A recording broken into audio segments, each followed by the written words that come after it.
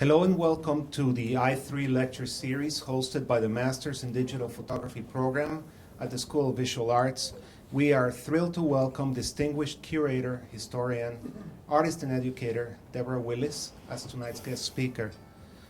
Deborah is the recipient of Guggenheim, Fletcher, and MacArthur fellowships. She has also received an Infinity Award in Writing from the International Center for Photography and was recently named among the 100 most important people in photography by American Photography magazine. She is chair of the Department of Photography and Imaging at the Tisch School of the Arts, New York University. In the past, Deborah has served as the curator of photographs at the Schomburg Center for Research in Black Culture and as the exhibitions curator at the Center for African American History and Culture of the Smithsonian Institution. Curated exhibitions include Posing Beauty, 1968, Then and Now, Engulfed by Katrina, Photographs Before and After the Storm, and Reflections in Black.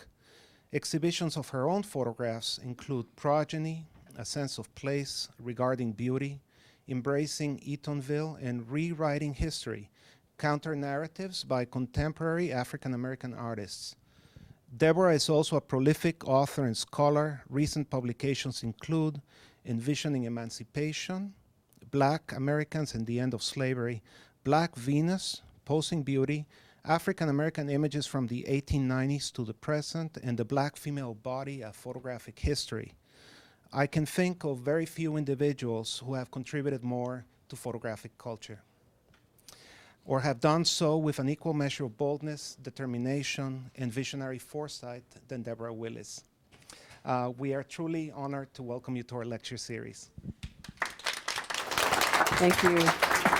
Thanks so much. Welcome. Thank you. Wonderful introduction, and it's great to see all of you here. A Tuesday night after class. And it's really a pleasure to share this stage with all of you. Just thinking about my interest in mixing histories.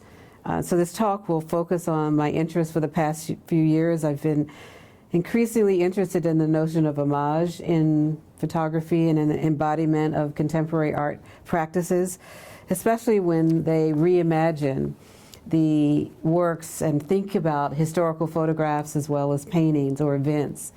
So in this project that I've been working over for the past few years, I hope to introduce various ways in which contemporary photographers and filmmakers use historical art as a point of reference and as stimuli to their own creativity. This is a new research endeavor. I've been working on it for about a year. Still thinking about how to introduce ways how people are inspired by the past, thinking about biblical references, Greek mythology, as well as historical photographers. So the range here is broad. You'll probably wonder, why are these people connected? But I'm thinking about the imagination, how we think about images and the original images that were created, but also just telling different stories. And that's basically what I'm interested in engaging all of us in, to think about what's inspiring us as creative people. And so this is one of my favorite images that I'd like to start with. I discovered this in a project that was produced in London, and it was a project the Autograph organized an exhibition on the archive. And it's really just amazing when we think about who's in front of the camera and who's and behind the camera, and then reflecting on images that we think of how, and this is 19th century, 1891, and that these are two boys who were photographed by European photographers, but to think that these little guys were also watching and emulating these sense of how narratives are created as he looks through guides and the way they're posed in terms of style. I also like to give homage to a wonderful man we lost last week, and that's Prince. To think about how he thought about his image and to think about stories through his music and the way that he writes, that he touched all of us in many ways. But thinking about this image, this was his passport image. And just imagine that Prince, you know, at 57, creating a passport image that's really striking, that we can see the way that he is thinking about himself within hairstyle, with eyes, the allure of his face, the sense of desire that conveys within this, but it's a sense of being fabulous. And that's where he continues to remain in our imaginary. But when we think about history and thinking about images of the past, we think of Carrie Mae Weems, who's been a wonderful person to think about archives and thinking about the archive of the image.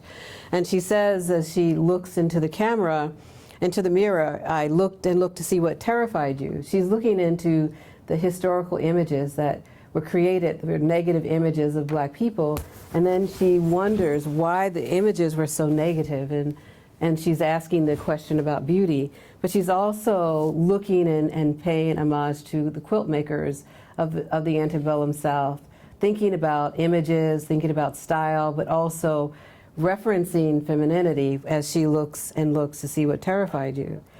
You know, I also making photographs, and I spent some time for the past 3 years going to Florence and photographing the Blackamores that are on display at Villa La Pietra in Florence, but also in shops that contemporary workshops that are still creating these materials, these iconic images of imagined black bodies that are difficult, they're complex because they're both beautiful and horrific at the same time.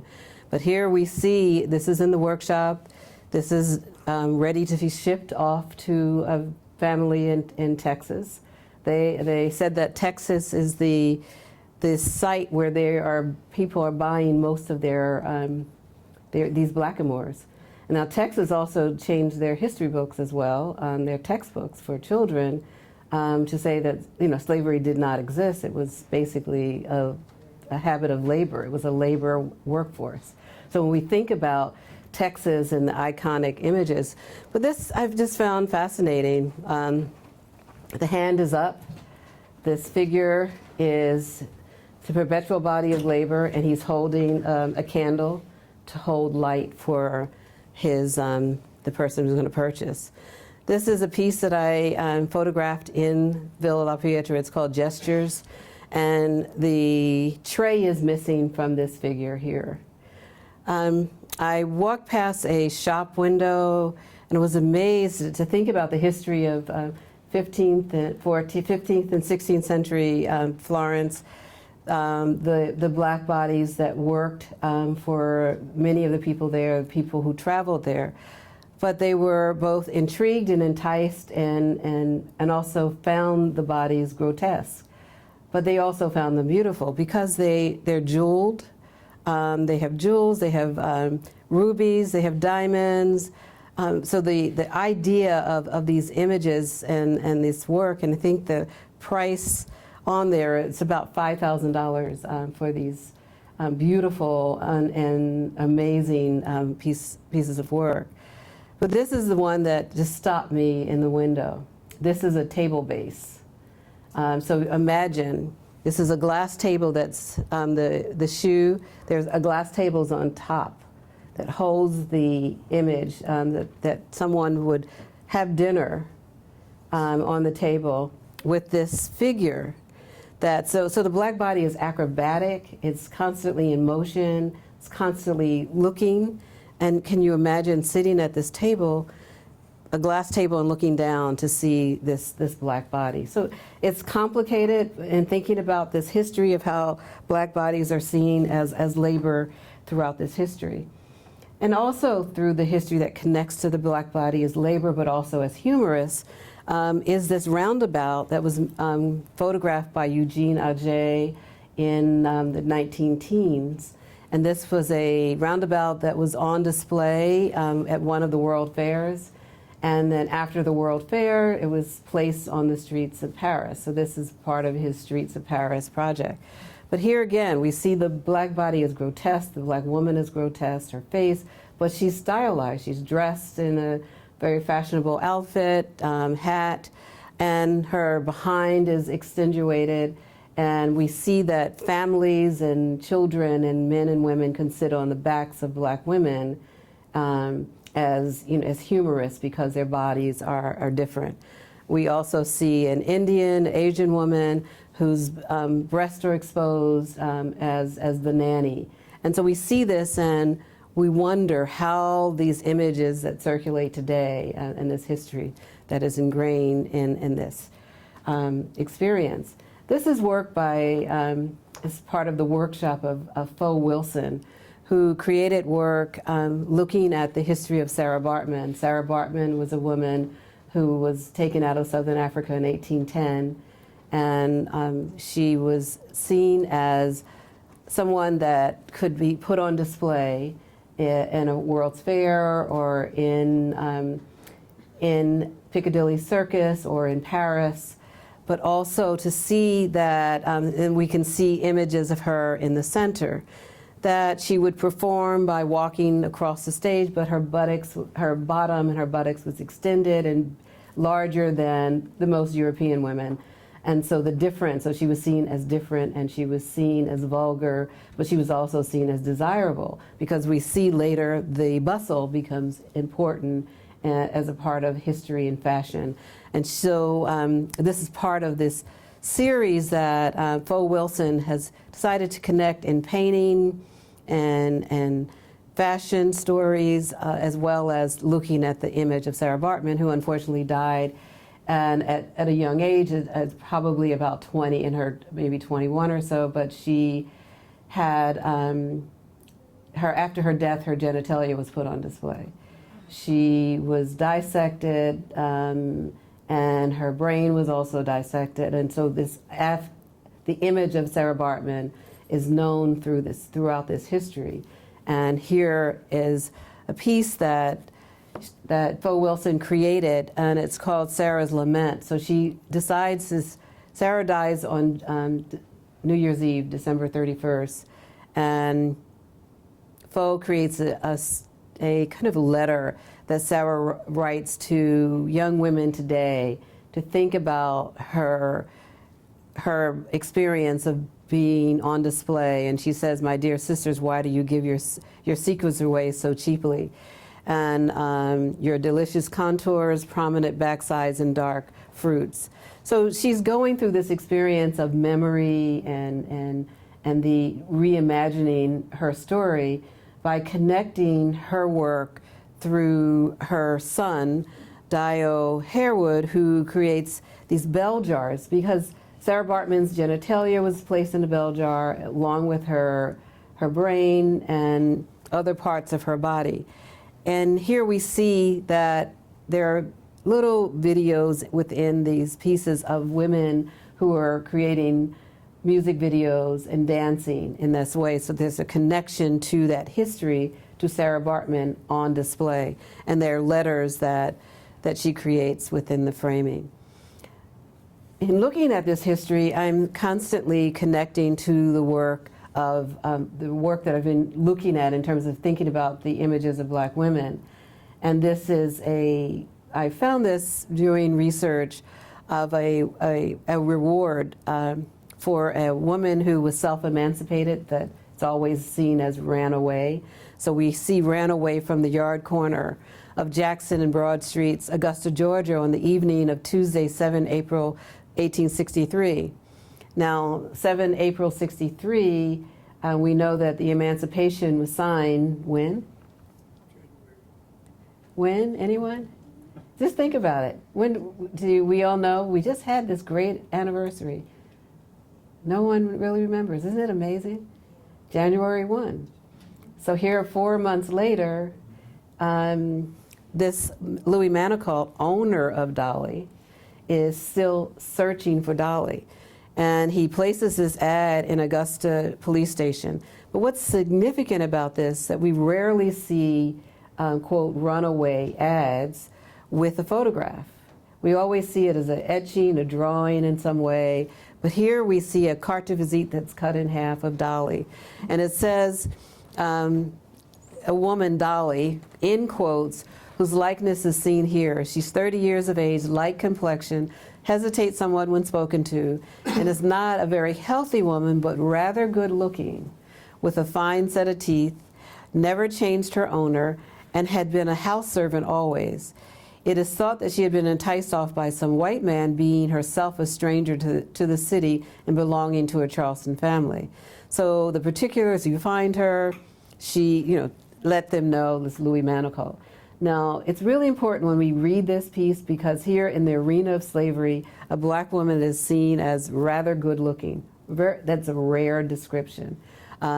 We know from historical references that reading this, and my students really find this fascinating because they say this looks like he feels betrayed that she left him for a white man, as if that she never left him, as if she had a choice. So there are a lot to read within this text, but it's a wonderful script, and this image was found in his private documents in his vault, in his billfold, but there were 5 people who ran away, self-emancipated from this plantation during the time, and she was the only one who was not found. And so that's a fascinating story that I know 3 historians are researching and trying to work on projects about it. Just a quick question about the carte visite. Mm-hmm. Would that be something unusual, the fact that she had a carte visite made in her likeness? No, many slave owners had their human property photographed, and specifically because they wanted to combat some of the abolitionists who said that they were mistreating their owner, that they were mistreating their human property, and so that photographs were seen as evidence, and it also is seen as property that they own. So a number of images were people were photographed during this time period, such as this series here, which is a series that was created by, and I want to go back to this image in a second, but these are firstborn and African-born blacks on a plantation in South Carolina. But I'm going to go back to these 3 in a second when I go back to Carrie, and I'll show you why. Also, thinking about the experience of the enslaved photographed through images that were made by J.T. Zealy, who was hired by Louis Agassiz at Harvard, who was a naturalist who decided that black people were inferior, and he hired J.T. Zealy to photograph them to prove his theory about black people. So we see Dahlia, who is stripped to her waist, the dress is open, and we see that dress is part of the framing of the image. We see her father in the frame, and then Renty, who also was photographed, that they were measured and profiled and photographed to prove this theory. And these are images that are in Harvard. But then with images created, this was in South Carolina, this is a photograph made in Richmond, Virginia, of a woman who was a laundress, a washerwoman for the Union Army. And we see her image here. She is seated with sense of pride, her style of dress. She looks directly at the camera. We know at this time that black people could not look at white people based on the fact that they had to avert their eyes. And there she has an American flag. We see a sense of patriotism that we don't know why this photograph was made or why has the American flag pinned to her breast, and the U.S. brass button also pinned to her dress. So we know that she worked closely with the Union Army. We don't know if one of the Union soldiers, black or white, gave her this, but there is a sense that she is part of this aspect of freedom. So we see freedom in the way that she's photographed, and we see freedom in the way that she's posed. Her hair, her dress, and it's just a beautiful way of thinking about how do we envision freedom. We also envision freedom through photographs, through Civil War soldiers, how they are posed, they look through as they enter into joining camps. they are photographed. There are a number of photographers. Photography was very active during that time. And they had painted backdrops. Here we see an unidentified soldier, but he's standing there in military uniform that he is issued, but also deciding how he wants to be seen. He has a pistol and a rifle. So, you know, he's fighting for his freedom, not only for himself, but his family and for others. We see the American flag in the backdrop. We see all of the sense of land. So there's a story that's found in this creating of this structure of an image. This is work by photographer Hank Willis Thomas, looking back also at slavery. And this is, I'm not sure why it's pixelated, but it's called Absolute Power and Period. That here, this is the Brooks slave ship that he is looking at and referencing this image of that Europeans could go to Africa, through the coast of Africa, interior of Africa, and take bodies, place them on a slave ship and call them one group of people, and put them into the hull of a ship, and to take them to another country and to call them one. Black people, Negroes, or whatever name. And so he created this piece because, you know, in his humor of trying to figure out ways to work within advertising, and Absolute has a campaign for art for their bottles. Of course, he didn't get this, but he's put this in as absolute power, that this could happen to a group of people. And then what happens to people when they are subjected to this kind of torture and lifestyle, that alcoholism is part of this history. So we see this as absolute power, period. And using this history, so the archives are central to a number of the artists who are in this talk. This is Deborah Priestley's piece, and it's their mason jars.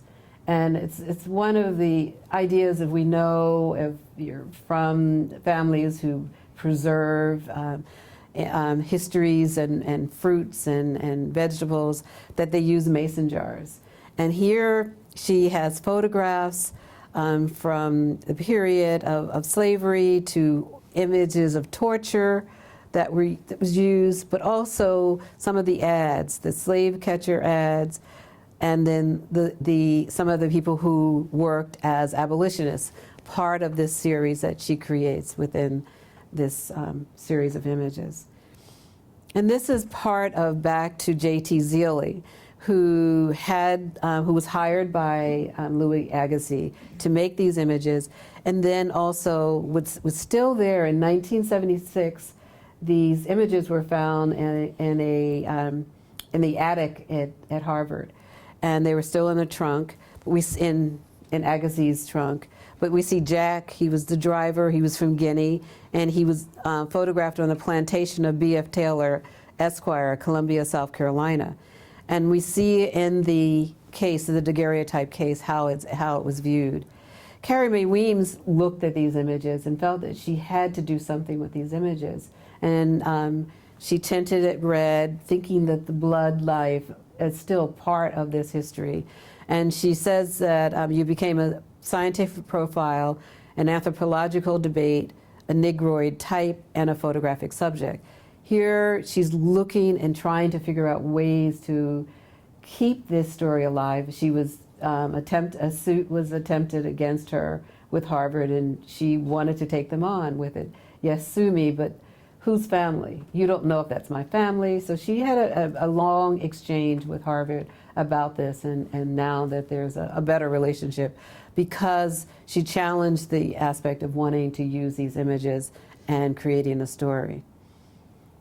There's also stories through that people are creating through looking at histories. This is from the 1936 version of Imitation of Life, where Piola, a light-skinned woman who is trying to pass for white, to have a, quote, better life, and her black mother who finds her, and she's in the store and she's trying to get away from her mother. So that's just a scene there. And then there's an artist by the name of Ming Wang who creates a project called Life of Imitation. And his work... It's open. I'll be ready in a minute. I'll be ready in a minute. I hope they're not here. I hope they're not here. Now, don't be mad, Now, honey. don't be mad, honey. Nobody saw me. Nobody saw me. It was you. It was you. You were there tonight. Why can't you leave me Why alone? can't you leave me alone? I tried, Sarah Jane. You'll never know how hard I tried. Well, Might as well pack. At Malaysia, Look, baby. I suppose you've been to the boss? this Lost me my job, my friends. my job. I've been no Friends? place. I've been no place. I didn't want to bother I you. didn't come to Well, you bother won't. Not ever Well, you again. won't. Spoil things Not for me ever here again. again. And just go somewhere else. and inspired by the film Imitation of Life, he creates Life of Imitation. I'm as tired as I am. I want to do. And to create a story about this sense. Somebody's coming. And so here's the 57 version of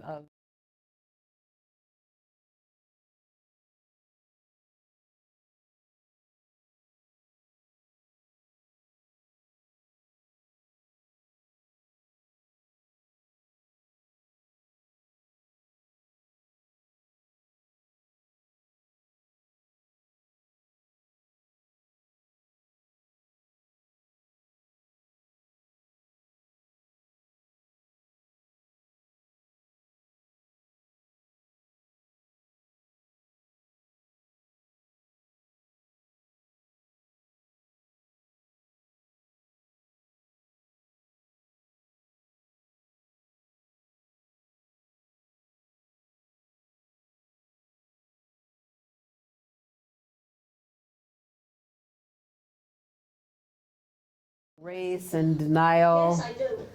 Identities that shape this 50s history, 30s history, and American culture in many ways. But we also know through trans culture, through Malaysia and the Chinese and Philippines and all of the aspects of the diaspora in the East, how these stories are central in shaping identity.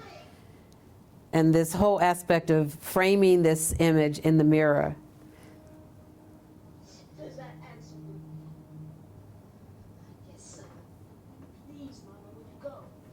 So that's that history that wanted to just kind of explore how artists are using different stories to create work that is inspired by other work. And this work here, this is inspired by an image, as we all know too well. And this is Awal Erakuzu's piece in his title, Girl with Bamboo Earring. Inspired by Girl with Pearl Earring, Vermeer, 17th century. He looks closely at that image and to how do we find our muses today. We find them in our homes or in our streets, nearby, but we also see how do we make these images as iconic and see beauty within the framing. We know that we still see this image, this is at the Frick a few years ago, and how this image has constantly been consumed. And this piece here by Maud Salter, we looking at the 9 muses, and she's creating a piece about drama and dance, and using this image as holding a story from the 17th century, or just different ways of telling the story. This is another piece by Maud, self-portrait, and it's called Calliope. And so it's a self-portrait. She's seeing herself as posing as Jeanne Duval, the mistress of Charles Baudelaire, and who was a mixed-race black woman. And here he represents the muse of poetry. But she holds a daguerreotype case within the framing. We also, this is part of the reference that she's using as a reference. We know this work by Peter Littman, who is American-born photographer who's lived in Paris for about 25 years. And he's using Christian Louboutin's shoes. Of course, you know, I can't say his name because I don't buy his shoes, but I just find it fascinating that he is looking at Marie Benoit's painting of Portrait of a Negress, a woman who was enslaved, who posed, and then he's using that image to create that history, looking at that historical reference, but also selling the image of desire and painting this wonderful shoe connecting to this image here. She has her hoop earring, her headscarf, and he's emulating this whole look, even to the way that she's holding her hand through that phrasing. So it's just a wonderful way of looking at women in history. That's one of his projects. And here's that image. This is work by Omar Victor Diop. He lives in Dakar. He's a contemporary photographer interested in using also video. But he's looking at histories and creating work from just different stories about how black men are missing in the histories of revolution, histories of freedom, histories of masculinity that's lost. And so this is a member of Haiti. He was part of the member of Haiti his name was Jean-Baptiste Belay. And he was part of the revolutionary piece with that part of when Haiti would free themselves, I'm sorry. Here he uses the soccer ball as a reference, that how black men are known today through sports, and that using a sports reference in every piece that he works through in many of the pieces that he's created, that it shows that how black men have toured the world through this reference of history through sports. And this is the original piece here. The painter's name is there, but it's Portrait of Emancipated Haitian Slave, as it says. It was that he was part of this move to abolish slavery there. And so he's looking at these paintings and using his own face and his own body and placing that in the history. He's also looking at images of other African artists and referencing their work within the framing of this history. He's also looking at the images of, I'll show here, of Frederick Douglass. And as he looks at the image of revolutionary men and this image here of Frederick Douglass, that he recreates, but he uses the whistle. Because that's still part of the basketball, football story of sports. But in using the whistle, he's thinking how Frederick Douglass used his voice to call attention to abolition of slavery.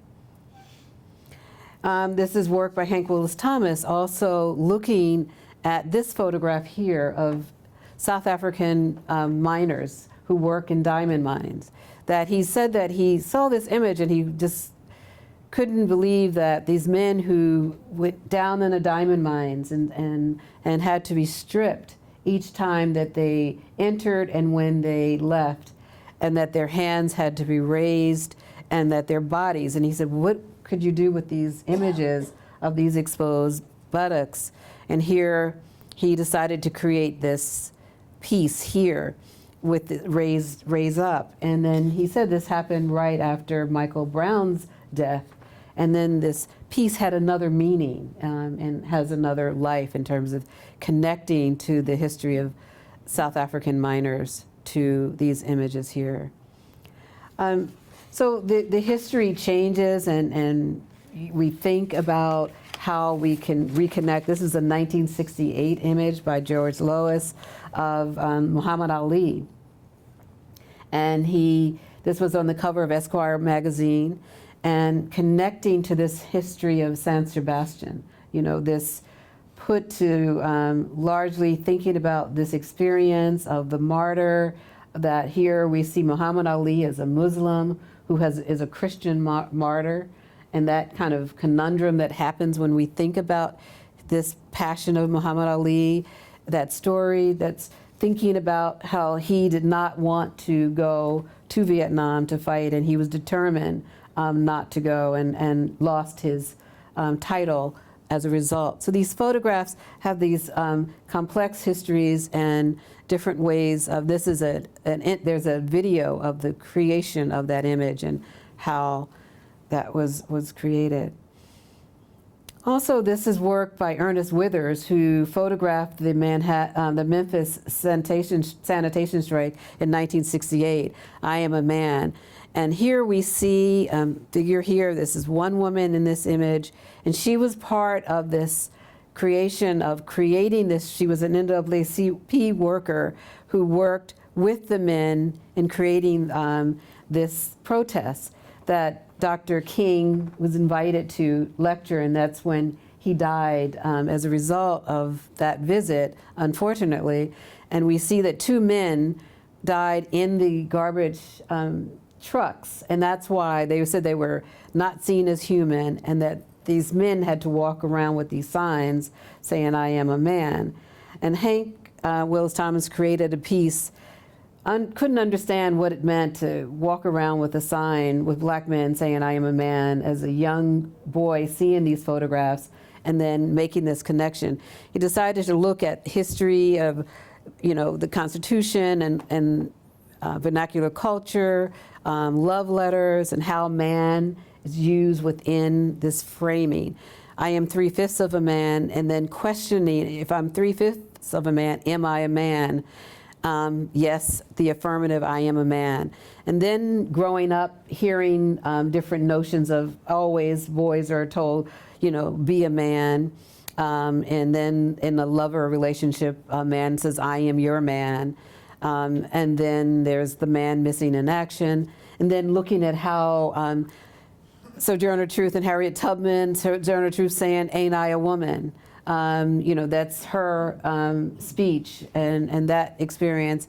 And then Harriet Tubman and her experience, I am a woman, as people go through this. And then he writes this kind of poem, I am the man, who's the man, you the man, what a man, I am a man, I am human, I am many, I am a man. So he creates this kind of choreo poem with this idea of a text of relationship to the garbage man strike. And then looking at Kilawanji Kiahinda, he's an Angolan photographer and artist, looking at the great Italian nude, how connecting back to the images of the Blackamores, looking at the images of the Italian nude and placing these images of blacks who are coming to shore in Italy, and here placing their bodies within this frame. With also looking at history and making connections to this image here, the Grand Odalisque. Was that coming back? No, it's not coming back. Of the Grand Odalisque, and we'll go back, it probably lost somewhere in transition. But this is Renee Cox, and Renee Cox, who of course is a graduate, here creates this piece called Baby Back, and she changes the text, the visual text, the visual narrative, wearing red shoes, having a bullwhip, using the term baby back because she knows the baby back has the sweetest rib. We also see the rose, the yellow rose on the floor. So who's leaving the room and who's being photographed, and that kind of exchange. Within this also framing of Radcliffe Roy being seen for the camera, thinking about the whole aspect of dance hall culture in Jamaica, that having these images that are consumed within the camera, within iPhones today, how women are posed within these objects. That work by Sheila P. Bright that created the piece called from her Plastic Body series, how Barbie dolls are seen and are consumed by young girls and others to see who's desirable by having and who's reality within that framing. And she morphs the face of a person, a live person, to a doll, and sees the distortion of these bodies. That these images reframe through the work. Yeah, so there's something happened when they didn't come through, some of them, so it's fascinating. So this is Delphine Fuwandu, who created Deconstructing She. And she has 3 images in this series that creates a understanding of women who are looking to be desired through green eyes, through Afro hairstyles. And so her project is called Deconstructing She. Louise Gaspar, who is looking at how Prada and Dolce & Gabbana and all of these idealized labels are seen in working class women, and how wanting to be desired through these branded objects. There's a gold leaf backdrop, so she's either coming in or standing out. She's in this flux of place. We see the arch, and he's using the referencing to the 15th century paintings. We also see through Micheline Thomas, this is called relating to Courbet, it's called Sleep. And here we see 2 women in this wonderful pose, this wonderful reflexive moment. But we also see that she's using African print as the drapery and replacing some of these historical references that many of the artists are using. This is entitled 1866, The Sleepers. And also David LaChapelle, who's looking at the rape of Africa through Botticelli's this piece here. How do we think about this piece to connect the rape of Africa here? We see gold mine, we see diamond mines, we see child soldiers. So we see a whole narrative of stories that are created through this work, through advertising, the ideal model. We see also the lamb and the rooster. So there are multiple stories as we see gold throughout these aspects of we think about the rape of Africa. And here is Botticelli's within that same piece. Also with referencing objects of looking at biblical references is Renee Cox's Your Mama's Last Supper, which caused the whole conflict at the Brooklyn Museum some years ago, where Christ as a woman is seen, but also who's at the table when we see this image. We also see that an artist, Zimbabwe artist Kujune, who creates also a Last Supper image, and with imagining the woman as at the table. And here, this is in Africa, in terms of all of the fighting within certain countries, where men are fighting their child soldiers.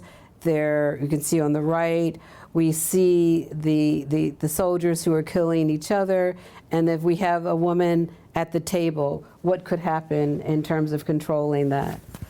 Looking also at Lorna Simpson's work, Details, this is a piece that she created by looking at the photographs of James Van Der Zee. So when we think about these critical narratives of the 1920s of class and a studio photographer who's looking at families who are living in Harlem. This is a preacher's wife. We can see the gold crucifix on her, but we also see class. We see the art. We see her concerns as a consumer. And Lorna is looking at aspects of details, thinking about the hand, the gesture is always a part of what she's closing in on in terms of Van Der Zee's photograph and what they're saying about femininity, about communication throughout this series of pieces. And this is a interiors of the Vanderzee studio. Carla Williams is also referencing Venus, and this is her 1994 Venus, and looking at the same. So we're thinking about these different ways of bodies and going through this experience of body types. Joy Gregory, Girl Thing. She's using blueprints and cyanotype prints, and she's creating these prints with shoes, and it's cute kitten heel dress, but her project is called A Girl Thing. It's this whole exploration of gender construction through fashion. And then this Every Curve, Zoe Buckman, whose piece is entitled, so we think about how girls and women are retitling. So Zoe Buckman is looking at Every Curve, and it's an installation of women and femininity, and thinking about hip hop culture and the vintage lingerie that she's using, because she sees a lot of these types of clothing in music videos. And so she's asking the question of how women are consumed by the language of the lyrics of hip hop music. And so she embroiders the text within this, and then she asks the question of, what do we see? And so this is an installation from her studio of the stockings, the dress, and listening to the music of, and then creating these stockings with text from some of the music of Tupac and Biggie. Again, I'm going through some of my own work and just showing my interest in looking through the idea of mirrors. Carrie Mae Weems, this is in the beauty shop, to this work here by Lauren Kelly. It's a 1999 piece called Pickin', thinking about the idea of empowerment, using the pick and the pick with the fist, the Black Power fist. But here again, we see she's creating a crown, a glory, a sense of glory within that framing. I'm also interested in photographing in women and beauty. How do we reframe ideas of beauty in the boxing ring? And this is three women in the boxing ring. They're ring girls. So just moments of desire and pleasure.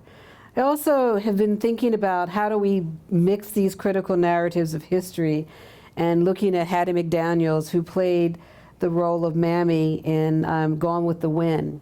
And here we see her as this Mammy figure, and then her Hollywood image. What happens when she has to embrace this new look, image, to create a story about a woman who's enslaved, who's more feminine than the Scarlett O'Hara figure, because she's constantly telling Scarlett, you'll never find a man if you do X, Y, Z. And here Scarlett is losing the house, and this is the famous curtain scene. And here she's trying to raise money to save Tara, the land. But we see how Hattie McDaniels is seen in this. She's still in control. She is wearing earrings. So they're aspects of her story that we ignore through her dress, but they're the subtlety of looking at her in this Technicolor image, and we see the movie, it's in Technicolor. She's wearing red lipstick, and she's wearing earrings. So there's a subversive way of creating a feminine ideal within this framing. Here she's the first Black woman to win the Academy Award. And so when thinking about this aspect of head wraps and shame, here we see women like the Rosie the Riveter wearing head wraps and the scarf. And she was basically, shamed for wearing this head wrap during this time period. And when we see women working, that their head is wrapped and is acceptable within that framing. We see Rosie the Riveter, who we can do it, and she's wearing her head wrap.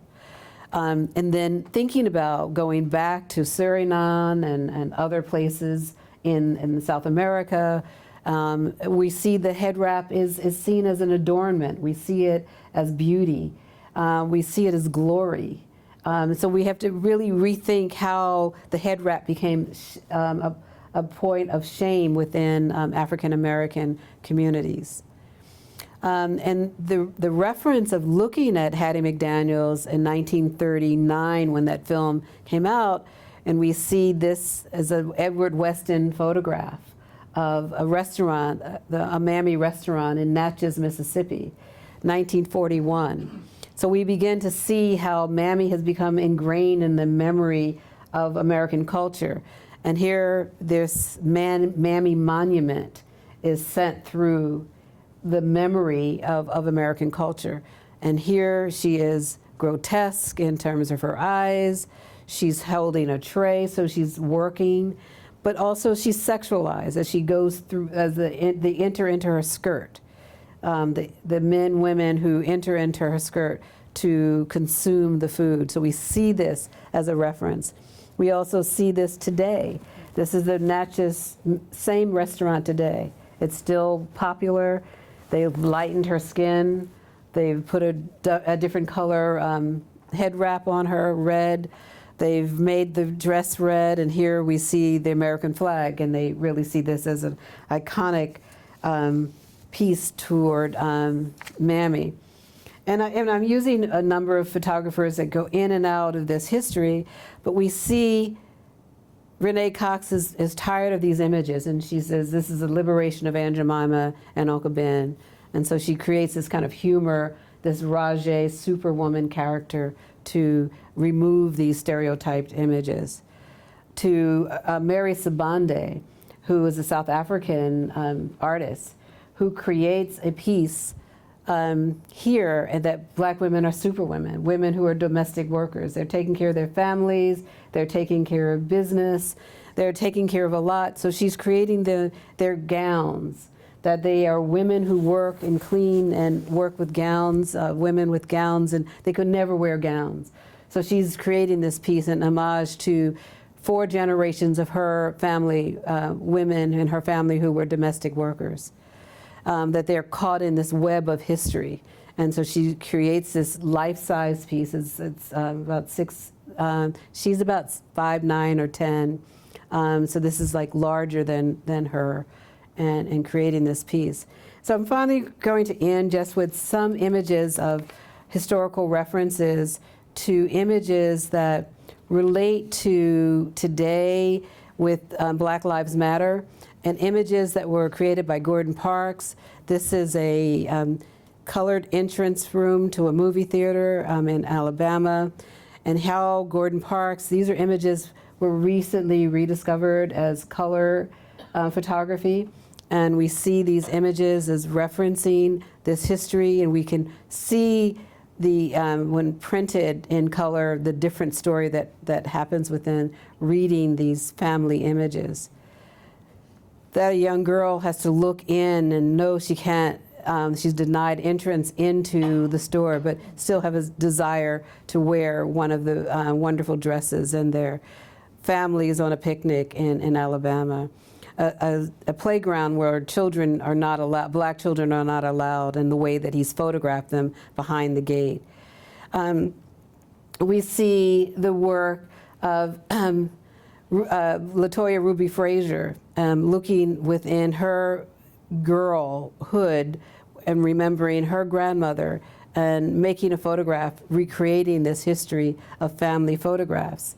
So this also how images are used to retell the story of Malcolm X, and as he is framed within Harlem, the voice of Harlem, as the cameras are looking, documenting his words, but then we can see the experience of people who are applauding, from children to men, listening, and there's a sense of hope within that community.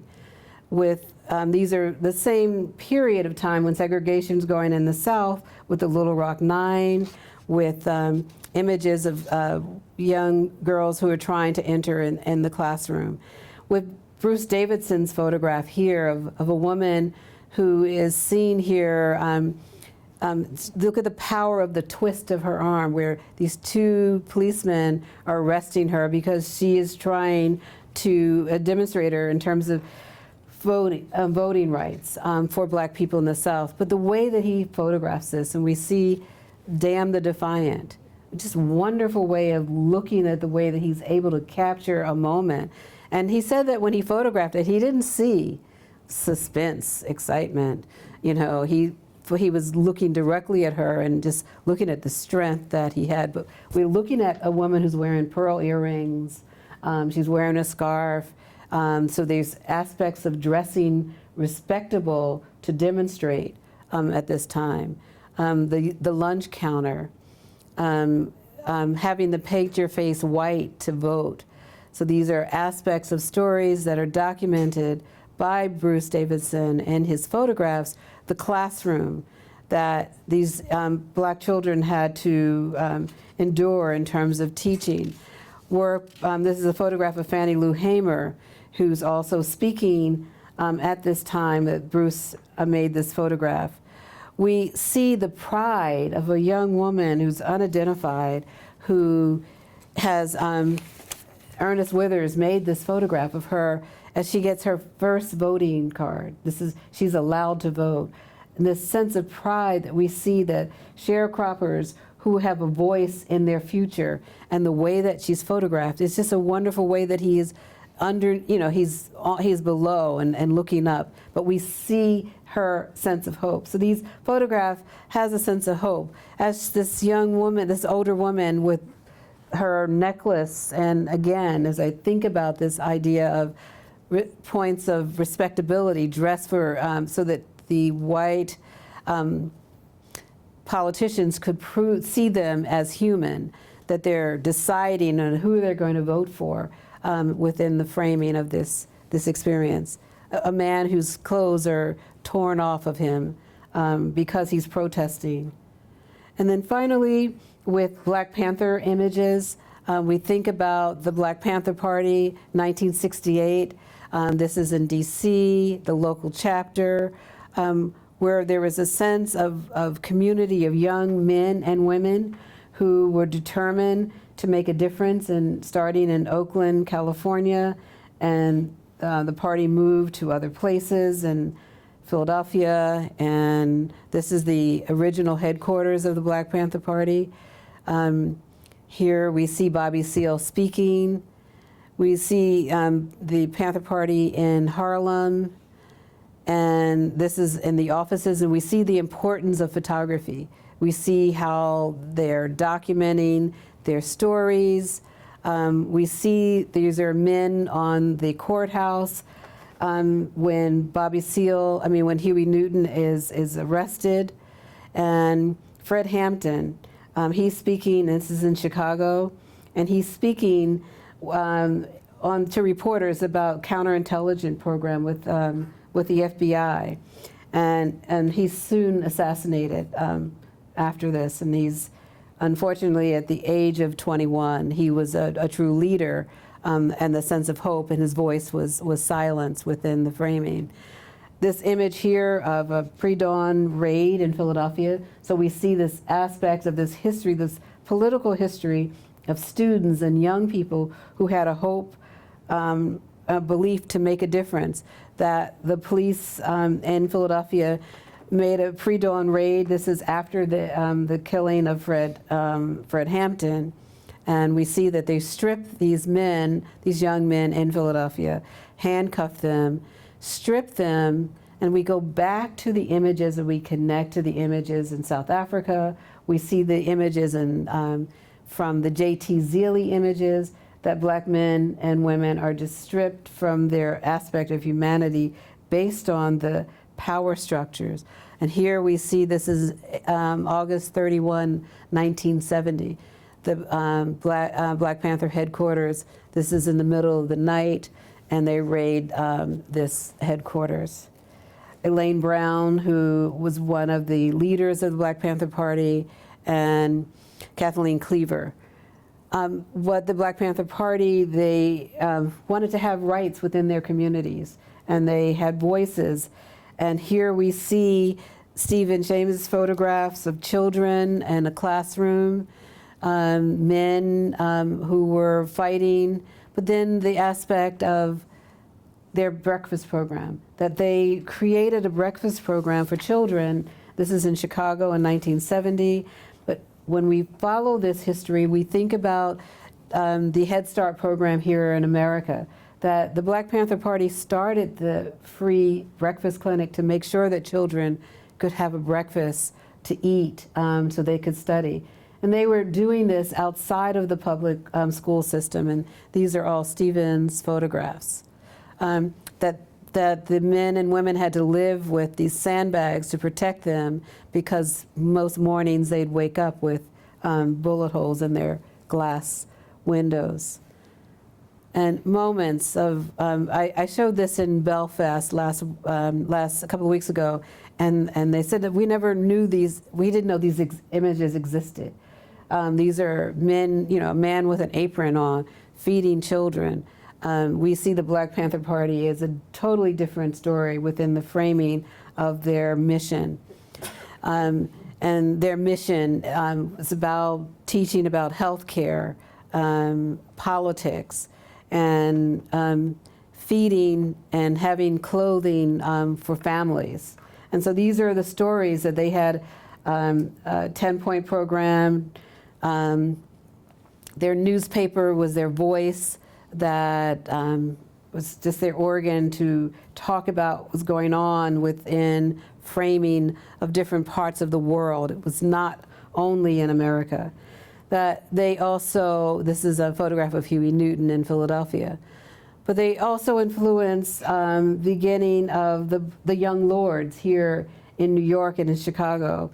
And this is photographs by Max Cologne and Iris Morales. And here we see then the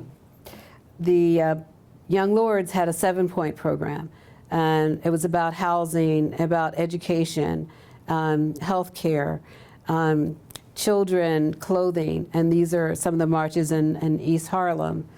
And here we see this whole grouping. This is a wonderful moment, stories of young men. And it's fascinating because most of the, they had also a newspaper, and most of the men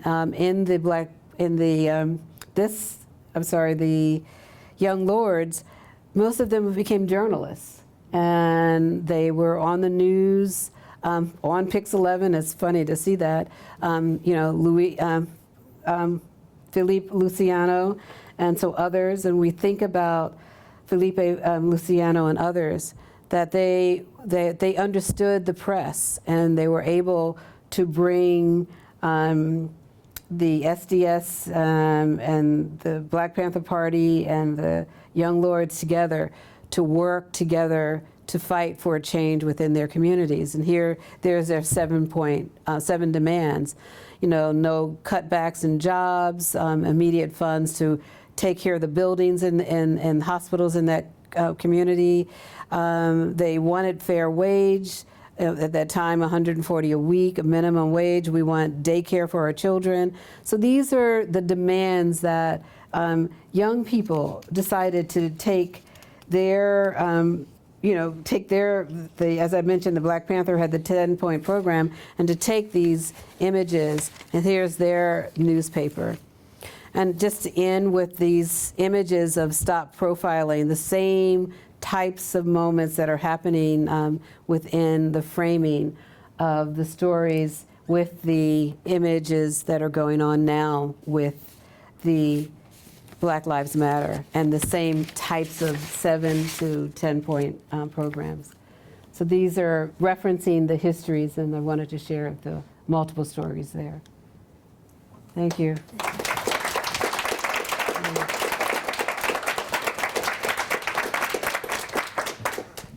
We have time for Q&A. I'll pass around the mic. It doesn't make your voice louder, it's just for the video, but please use it.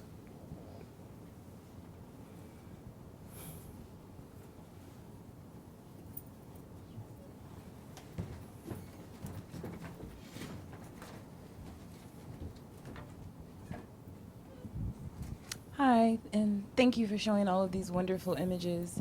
I noticed you showed a lot of images of African Americans. We are starting to, well, not starting to, but we have been controlling the camera and creating images from our perspective. And I'm wondering what your thoughts are with social media, and there's just so many images, and how you think that that is, I guess, affecting the African American image. I think it's important, and well, it's complex in one way, and then I think it's also important that the images are reflecting what young people are experiencing in the day. They feel that they have been neglected and not part of making and creating their image, and it's a way for them to be seen and heard through having the camera in their hands. So I think that it's really an important moment. The unfortunate aspects of the deaths of men and women and the beatings of men and women, to have the opportunity to document it is significant for many, because their voices are not heard as well. So that's the complexity of it. And then, of course, we have women who are being exploited with these cameras, and so that's another aspect of it. But the most important aspect for me, when I talk to young people and they said that they want to have a voice, they want to tell their story, they want to know and affirm their beauty that's often denied, and that's why we need to acknowledge the importance of social media.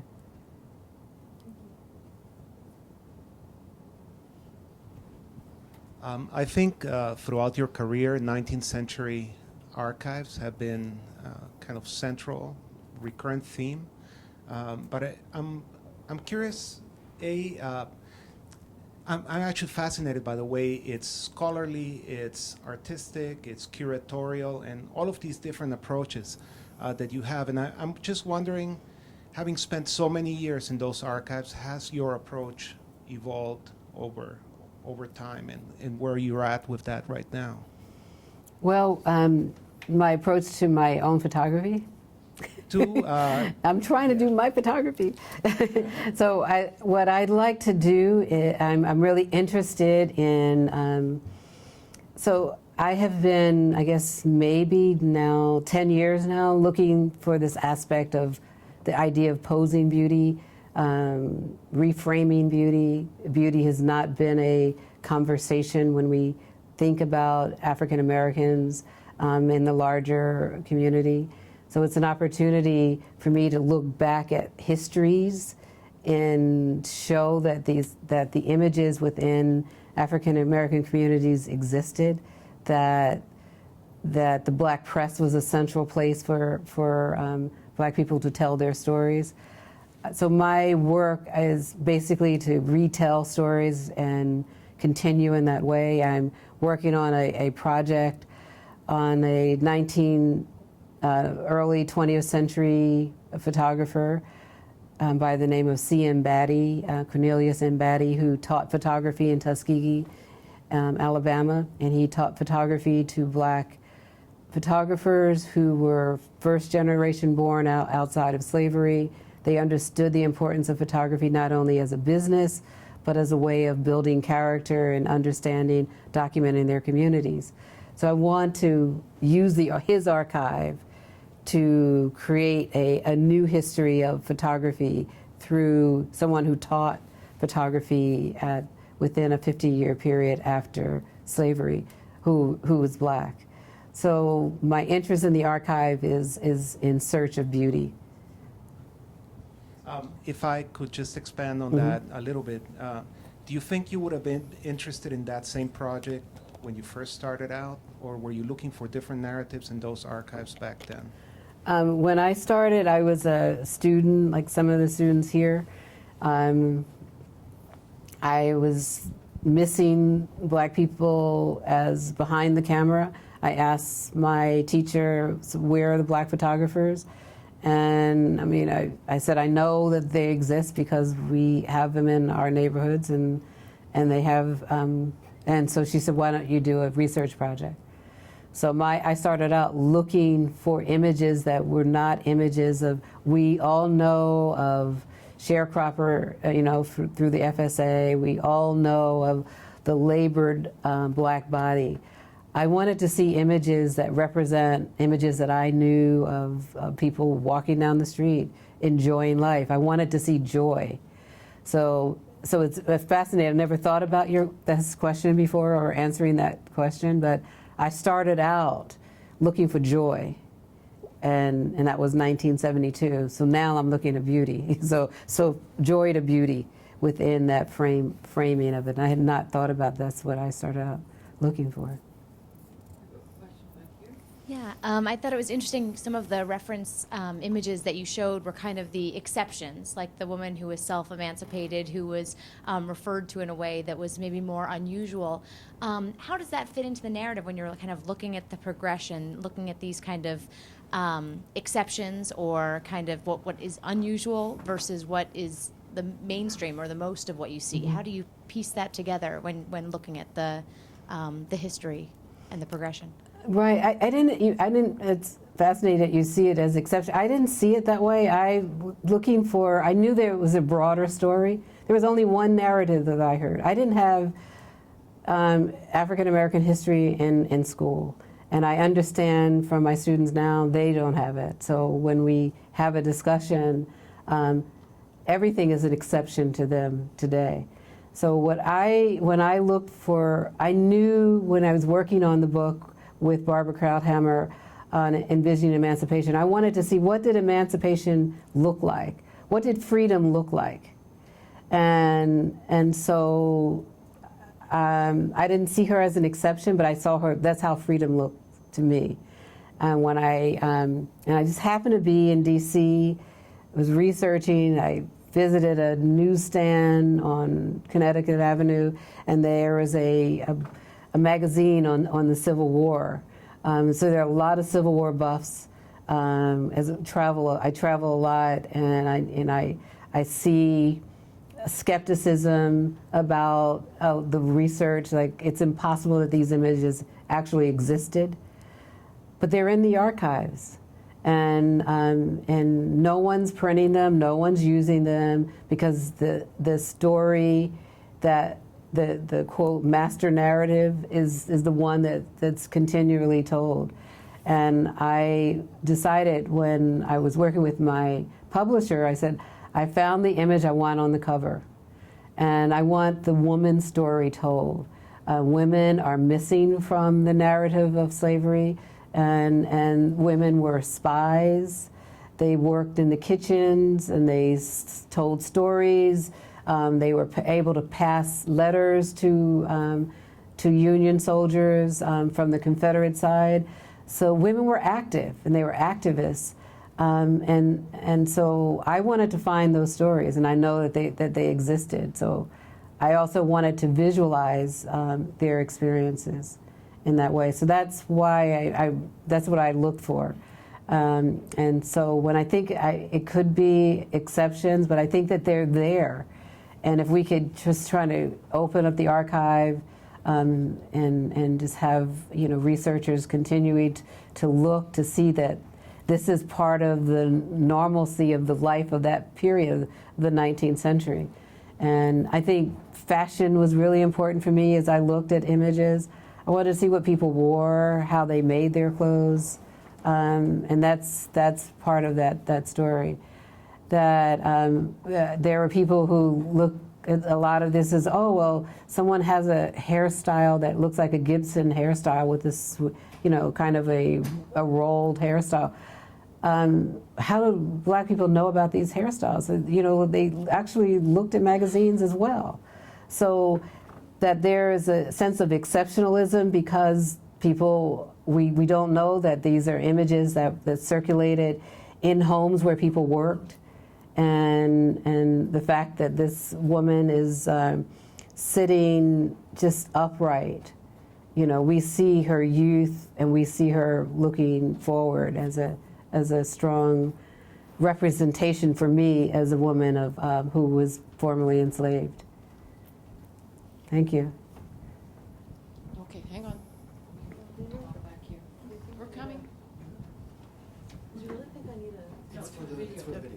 I'm sorry. Do you see parallels between the uncovering of reality as opposed to what we've learned about blacks in history or women in history to the discussion about images coming out of Africa and the way people see Africans have been seen, you know, as poor and starving, and the different kind of images that are now coming out of Africa to sort of reclaim reality of what Africa is about? I see the same. I travel often in cities in Nigeria and Ghana and in Joburg, and we know that there was a black press and they had photography. And we know that a number of the European photographers who were there during that time period also made representative, not imagined photographs of people. So there's a strong archive of new images that are circulating now, and it is about a new narrative that's part of the reality of that period. So it's really important to look at that connection. I see it also in South America as well. So that the photographic archives that are opening up, that are preserved, that they are interested in, and there's a new set of curators and archivists who are looking to tell a different story. Well, thank you.